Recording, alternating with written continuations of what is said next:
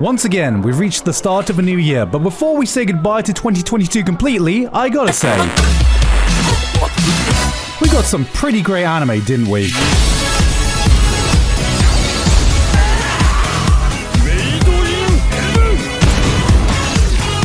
2022 was a year of heavy hitters in almost every genre of anime. Massively anticipated titles finally dropping and having the impact we thought they would. Big franchises continuing to another season and hitting even harder. We even got old franchises getting resurrected and looking better than ever. 2022 was absolutely stacked, but what else happened in the world for us weebs? After 25 years, Ash finally broke his curse by becoming the Pokemon World Champion. News so big it was reported like a real sporting event as the world celebrated, allowing him to finally retire at the ripe old age of 11. Italy had a surprising visitor as a certain promiscuous video of Tifa Lockhart was accidentally played at their Senate, prompting the only time you'll ever see Italians more passionate than their pastor when asking for the source. This forever immortalized Tifa in Italy lore, becoming only the second person since Julius Caesar to be violently stabbed at a Senate in Rome. Alright, what else was there? I got the climax to the biggest romance arc of my own life. 2022 was a bit of a quiet year in terms of anime news. We didn't get any particularly big shockers or controversies. Even anime didn't give us any wildly bad stinkers compared to previous years, but what we got instead was some bloody great anime. This year was brutally hard to narrow down my list of favorites, so I don't spend 2 months making an hour-long video. Normally I try to omit sequels and continuations unless it does something new or notable for me to talk about, which makes it messy because so many of them did this year. This is going to be the longest list in a while, so I had to be cutthroat if I didn't have much to say. My Hero Season 6 is the best My Hero has been in a long time, but still not quite good enough yet. JoJo had his hype murdered by Netflix, but is still more great JoJo. Bleach's return has been an absolutely incredible sight to witness. I'd forgotten Bleach could get this hype, but the last time I talked in depth about the OG Big 3, this happened. And I don't want to risk that for a video this big. Attack on Titan is also continuing to stamp its mark down on anime history. We got more incredible twists, more incredible hype, more of Eren being like, "Boss, you killed a child." Amazing. Mission complete. That right there is why you're the best, boss. I'm just waiting for it to finally learn what the word final means in final season before I fully pass judgment, which is why I'm glad this next season is called Attack on Titan Final Season, the final edition, part 1.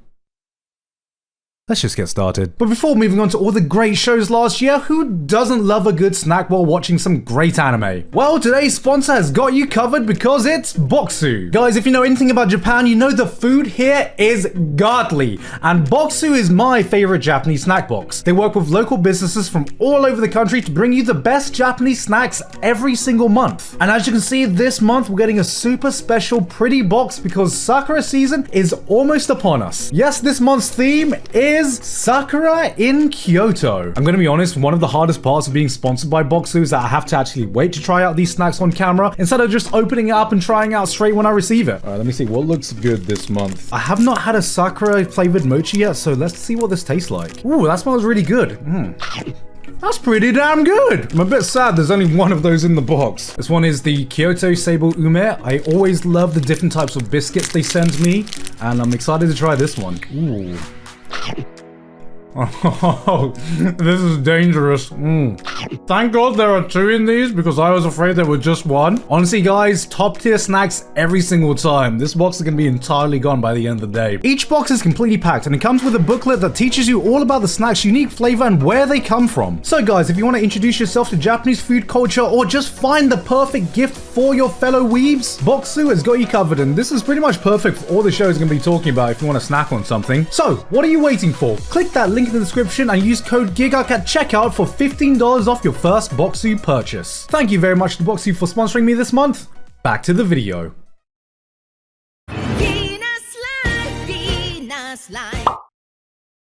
Close enough.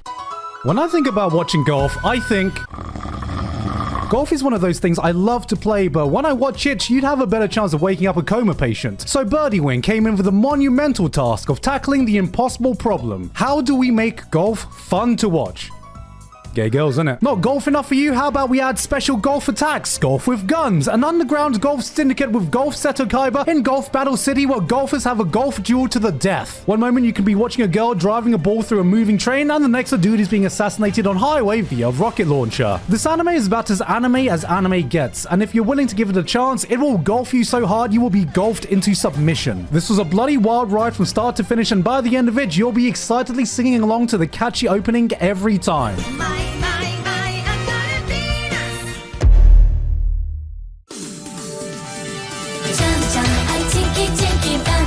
Every season, we get one or two new anime with the stupidest fucking concept of all time. Like they had a dartboard of random ideas that they tried to crash into each other and going, hey guys, what if this works? What's incredible is when it actually does. Panipi Kome, or your boy Kongming, yes, that's the official translated title, asks what happens if legendary Chinese tactician Zhuge Liang gets reborn to modern-day Tokyo to become the manager of an EDM idol and leads the girl to stardom using the art of war. It's an absurd idea that looks even more absurd on screen, but all it took was one look at the opening for me to go, you son of a bitch, I'm in. It instantly grabs you with this infectious charm and holds on tight. Whether you're seeing a breakdown of how ancient war tactics can be used to gain Twitter followers, or watching a historic Chinese figure spitting some fire bars in a rap battle. I know what you're already jokingly typing. Best rapper since Eminem. Wrong. Yeah, Eminem's alright, but has he ever roasted a dude so hard he fucking dies?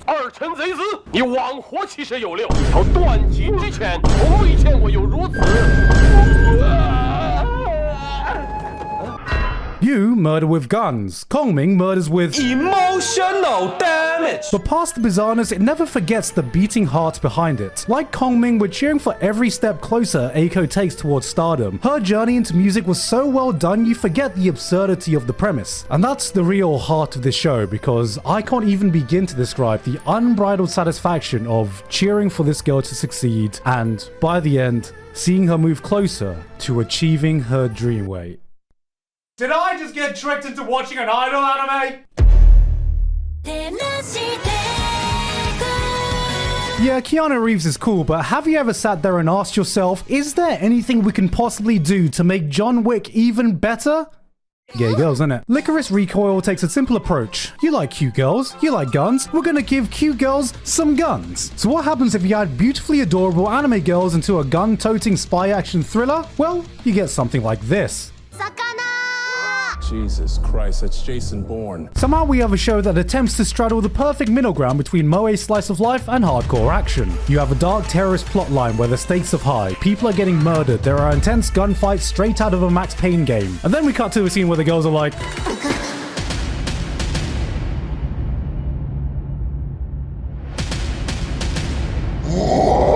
this deserves to be on the list, if not for giving us the most precious duo to come out of 2022. But if you're still like, okay, but how is this any better than John Wick? Well,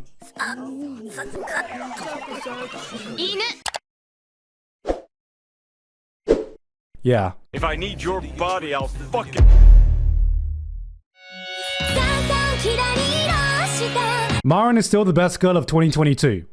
It's not because she reminds me of my wife. Hey guys, it's your girl. They're the same picture. This year we were graced with World Cup fever, which was a blessing because we got not one but two great football anime, introducing weebs to the wonderful experience of watching a bit of footy at the pub. Don't. Just, you can't miss this. You can't miss. You can't miss this. He's bloody missed it! What a prat! What a prat! Aowashi was probably the most overlooked sports anime this year. Production IG just kill it every freaking time they do a sports show, and this was no exception. Showcasing the high quality they've done before with Haikyuu and Kuroko and bringing that hype to football. Then Blue Lock came along and went, look at this baby shit now. This is real football. None of that friendship bullshit. We're doing a football battle royale where the entire point is being selfish and egotistical. This broke every cardinal rule previous sports anime had set up and was some of the most fun I had all year. But you know what was more anime than both these anime this year?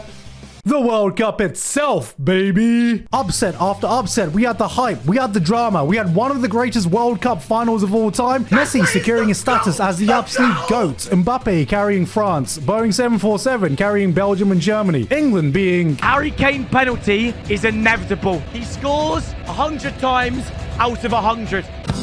England. Japan keeping the ball 1 millimeter in play to score the winning goal against Spain. Just what the hell were the script writers thinking? Yeah, this was actually the best sports anime of the year. Fuck these other two. There is no passion, there is no vision, there is no aggression in this football club. Stellar action, compelling plot lines, interesting characters, all reasons we watch the anime we do. But I ask you, can a show be worth watching solely for vibes? Yes. Call of the Night is the anime that speaks to the soul of anyone who's ever been a night owl in their lives. I'm talking to you. Yes, you. Come on, it's 3 AM, we're in fucking D-Gen hours now. What are you still doing awake watching YouTube videos?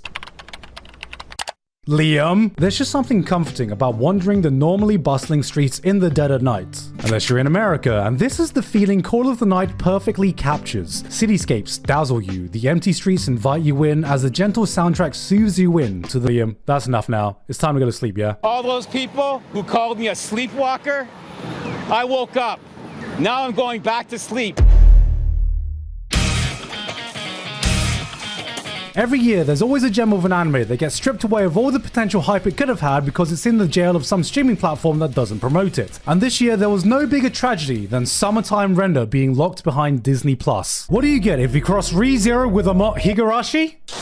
This show. A dude returns home on an island to attend a friend's funeral, but something's off. People are acting strange. Something doesn't quite add up to the events of his friend's death, but no one wants to talk about it. There's an air of unease that something terrifying is going on behind the scenes. Then, before you can even begin to paint a picture of what horrors are really lying underneath, he dies. That was episode 1. This is the kind of show that pulls you in from its opening episode and refuses to ever let go. It shows us the stakes and never gives us a moment to breathe. It presents you with this intriguing mystery, solves it in 2 episodes, and gives you 10 more, only to do the same thing over again. You're constantly on your toes, and just as soon as you think you've figured out the rules of the game, boom, it hits you with a new twist that changes everything. And what's the twist? Breast milk. It will keep you guessing, keep you thinking, all the way up to the final episode. And the only big criticism I can lay against it is that I need to give Disney my hard-earned money to watch it. Did somebody mention the door to darkness? One thing I've learned about the anime community is the more popular a show is, the cooler you get for calling it mid. So, here you go. Demon Slayer Season 2 is mid. Way between great and bloody fantastic, and also midway up your mum. It doesn't have the most complex characters, it doesn't have the most original plots, but whatever it doesn't have, it makes up for in pure undistilled hype. If actions speak louder than words, Demon Slayer is fucking screaming. The Entertainment District arc reaches an audio-visual experience few anime series can ever match, raising the bar for Studio Ufotable already insanely high standards. When you tell Ufotable that your amp goes up to 11, they go, yeah, that's cute, and turns theirs up to 30. An adaptation like this shows that even people at the top of their field can strive to improve their craft. Because what they've delivered is an anime with the highest level of spectacle it can get. You hold your breath, waiting for that one climactic moment. It builds and builds, and you're on the edge of your seat, anticipating when that peak's gonna come, and just when you think the hype can't get even higher, it smashes past it to a point you ever thought it could go. Your mind goes blank, taking in one of the most jaw-dropping visual spectacles anime has ever seen. And only then, when everything is said and done, do you remember to take a breath again.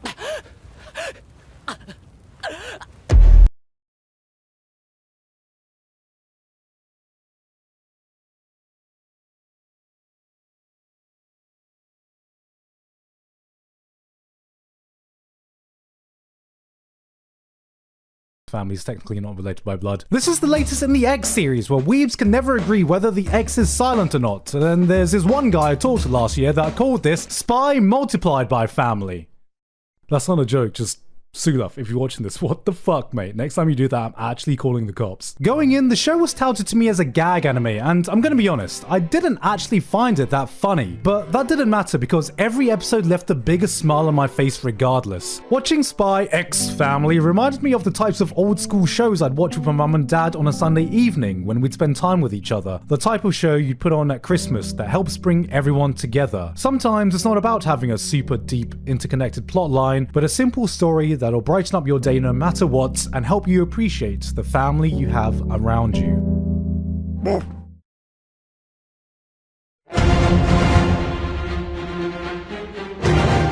The legacy of Gundam is one of the most storied and important franchises in all of anime, but with this legacy and the sheer number of iterations preceding it, every new Gundam comes in with the challenge of having to figure out what can this Gundam do that no other Gundam has ever done. Gay girls, innit? Gundam the Witch from Mercury is the Gundam we've needed for the longest time. Something that wipes the slate clean for new fans to be able to jump in while not forgetting why people watch Gundam in the first place. It's hard to do a fresh take on such an old franchise, but the Witch from Mercury seems to be doing exactly that. This is no war between nations, but a war between corporations. Here is a world where profit and power reign supreme. Elon Musk is having a wet dream in a corner. The politics of war have been replaced with the politics of companies, proving that corporate drama can be just as gripping if you add the right conflict, because Gundam has never been just about the giant robot fights.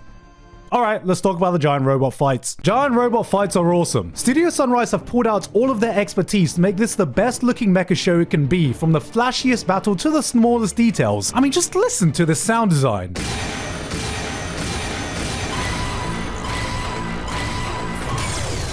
Now, I could have shown you some of its incredible animation or its orgasmic music, but nobody ever thinks about sound design, and if it can get us to notice small things like this, extrapolate that to what that means for the rest of the production values. Let's just forget about the fact that there's no sounds in space though. This is a AAA production from top to bottom, and it isn't afraid to flaunt it every episode. The Witch from Mercury isn't just here to compete with other Gundams, it isn't just here to compete with other mechas, it's here to stand toe to toe with the best things out right now. If you're new to anime here, if you've never seen a mecha in your life and you need a reason to get into giant robots, this is it.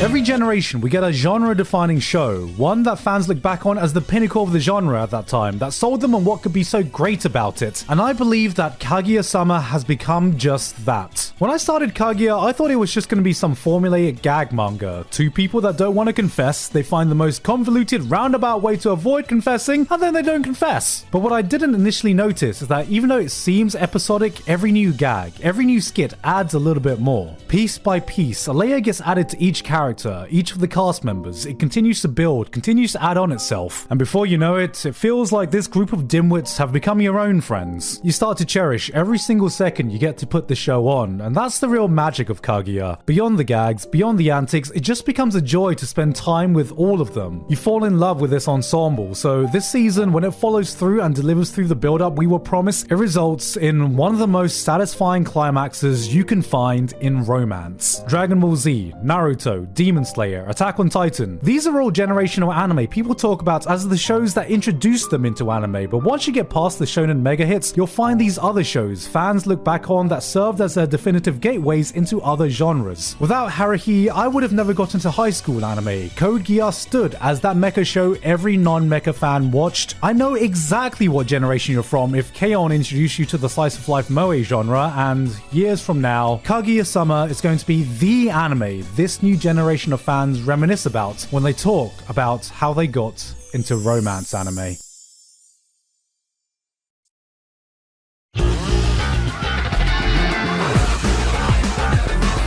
Chainsaw Man came into this year with an almost impossible amount of hype to meet. But did it rise up to the challenge and prove us all wrong with this first season? No. But what we got was still pretty damn good. It's been a long time since I've seen an anime explode onto the scene this hard and this fast. For the inconceivable expectations it had, the craziest thing is that it almost stepped up to the plate to meet them. In the highly popular, highly competitive scene of safe, marketable shonen action shows, it blasted in, gave the middle finger and went, fuck you, I'm gonna grab some titties. It's savage. It's out there. It's a show called Chainsaw Man, and it gave us a man that's a chainsaw. What the fuck do we have to complain about? The hype this show produced could only ever really be matched by how horny it made the fan base. You got power fans. Now here's their perfect girl. I too like women who don't shower, don't wipe smells, and leave their logs unflushed. Oh, why yes, how could you tell I play Super Smash Brothers? Then you have the Kobeni fans. Oh yes, my waifu is suffering, isn't she so adorable? Then there's Himeno fans. Then there's Makima. Never before has a character been so perfectly designed, so unequivocally unmatched, so incomparably unparalleled. at eliciting the horny. If No Nut November was an impossible dungeon, she would be the final boss standing at the end of it. Every word, every action, every line she utters got you going like, My mind's telling me yes, but my body's telling me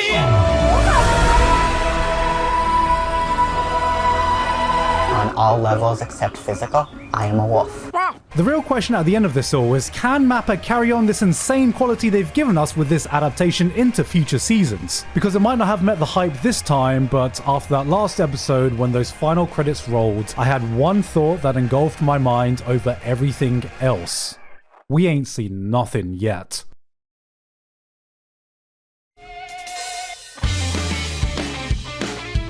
If you know me, you know I don't like slice of life. I don't like moe shows. I don't like cute girls doing cute things. So believe me when I say that Bocce the Rock, a moe slice of life show where cute girls do cute things, is something really special. What makes this so special?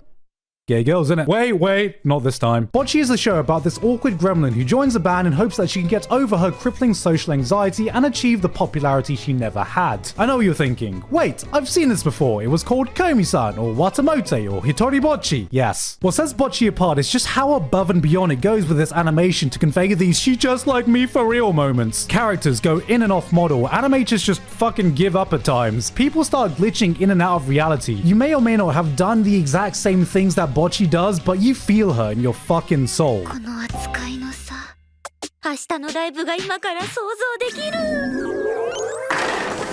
At first I was worried that this was going to be a one-trick pony. Turns out it's a 10-trick pony in a farm of 100 ponies. When you think you get the joke, when you think you know what's coming, the animators hits you with something completely new that conveys this terrifyingly relatable feeling in a way only animation can do. This made me laugh more than any other show this year. It wasn't gut-busting laughter, it was more like, oh god, I felt exactly the same way. God damn it, Bocce, why are you doing this to me? This is triggering my fight or flight response. Get out of my mind. Get out. Get out. Get out. Yeah, big mood. If there is a single introvert bone in your body, something in here will drag out a core memory you've buried deep in the recesses of your mind. Like that intrusive thought that hits you at 3 a.m. And god, I didn't even talk about the music! I recently said that this was everything I was hoping K-On! Would be, because while yes, a lot of this is slice of life moe, motherfuckers are getting shit done!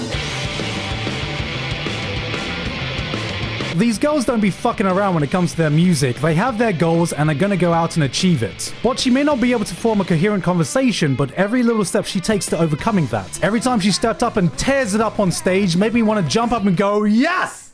That's my girl! This was my biggest surprise of 2022, bar none. In a season of heavy hitters, Bleach, Chainsaw Man, Spy X Family, Bocce the Rock awkwardly waltzed in, grabbed the mic and went... it doesn't matter!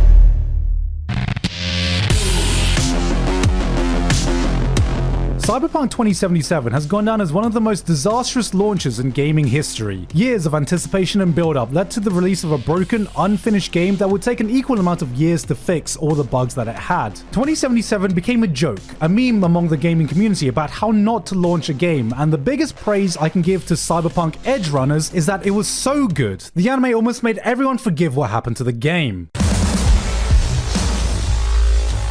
Out of nowhere, this dropped and introduced weebs to the insane world of Night City. We weren't given another squeaky clean, safe anime. This was some hardcore, dick and butt, hyper-violent, I fucked your mom kind of show, and god damn was it awesome. It hits you with the story going at full throttle from episode 1 and never takes its foot off the gas. You'll look for a moment to pause and catch your breath, and while you're waiting, you'll realize the credits to the final episode are rolling. This was the anime Studio Trigger were born to make that nobody realized they wanted until now. Even for a team of decorated veterans in the industry, this felt like they had upped their game. They felt refreshed, revitalized, every scene oozing with style, every frame burning with the passion of everyone working on it. And it's impossible for this excitement not to get transferred over to the viewer. This is how you do a video game tie-in, and all it took was emotionally scarring the collective Cyberpunk community with a single song.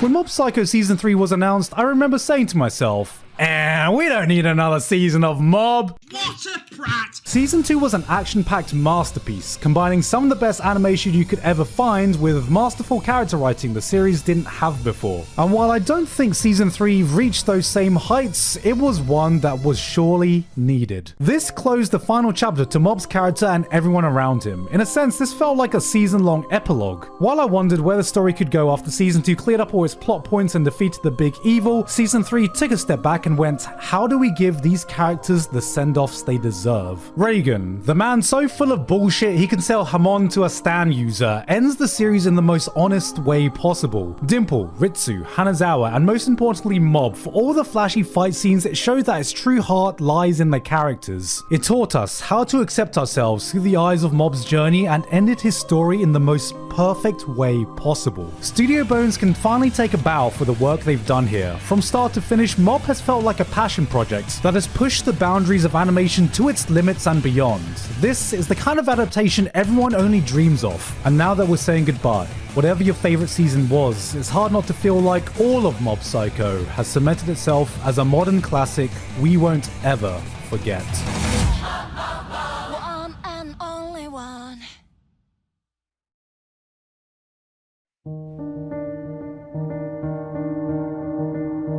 Now then, she won't be lonely so soon, until the soul comes around again.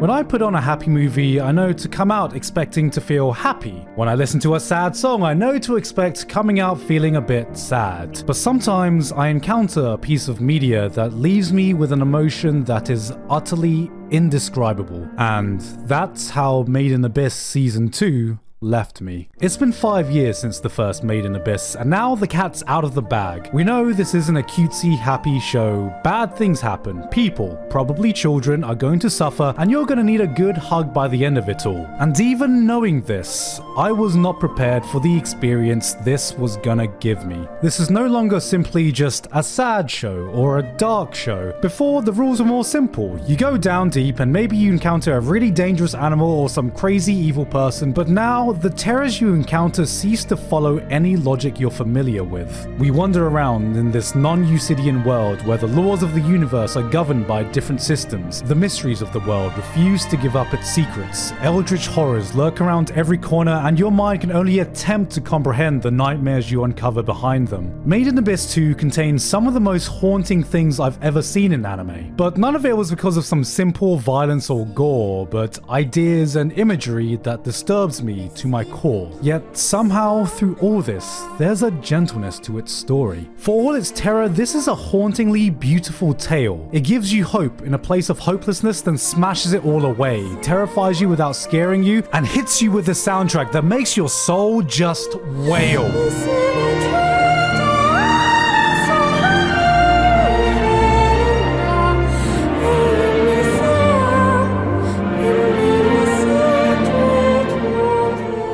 I had an incredibly hard time picking my favorite anime this year. Any one of the top 6 could have taken the spot, but the reason I settled on Made in Abyss is because it's given me an experience like no other. Unlike everything else I've talked about today, this has grown beyond something I would wholeheartedly recommend. In the same way, I don't really recommend a movie like Requiem for a Dream, because it's not something you go into to enjoy, but if you're brave enough, it's an unfathomably powerful experience that will haunt you for years to come.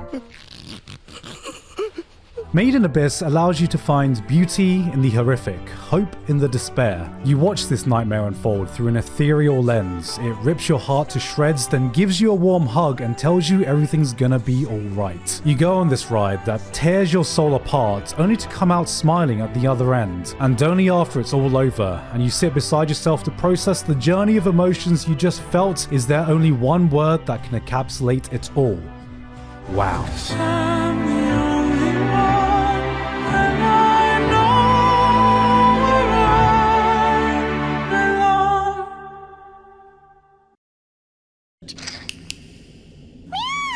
Hey guys, hope you're having a great 2023 so far. And yeah, that was all of my favorite anime from 2022. And I want to give a huge 2022 thanks to Alpha Sigma, Basil, Dysfunctional Degenerate, Flabberwocky, Vito, Jeff, Lavados, Misaka12315, Payne Patchett, Pony Stark, Waltergeist VT, and everyone else, my Patreon, for helping to support me for this month and all of last year as well. And also thanks to all of you lot for sticking with me for another year. 2022 has been the most massive year of my life for professional and personal reasons. Last year was far and beyond the busiest year of my life, but somehow I got through it just fine. I don't know how I did that, but here I am. But anyway, that's it from me for today. Hope there's not too much salt with my personal favorite anime of 2022. There were so many great shows this year. I had a really tough time deciding what was going to be on this list, and even then, it's the longest list I've made so far. But anyway, happy New Year's to you all, and I'll see you guys